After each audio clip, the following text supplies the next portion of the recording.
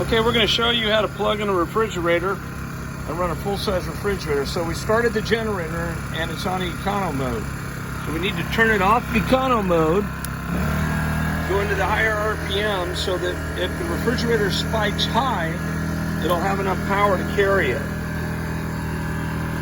Normally it'll pull it up, but it might not. It might spike too quickly, which would trip the generator. So here's our extension cord. We're running a 16-foot extension cord into the area. Here's our full-size refrigerator. We're gonna plug it in right here and see what happens. You can see there's the light,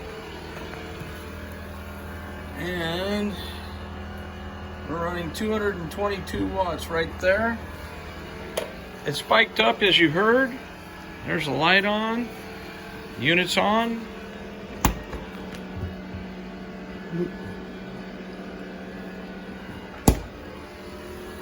And it'll drop down. We're already down to 180 watts.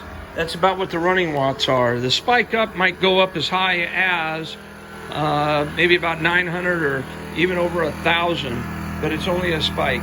And then it just cruises along running that. Once it's running, you can turn it onto the econo mode. If it needs to go up higher, it'll pull it up automatically.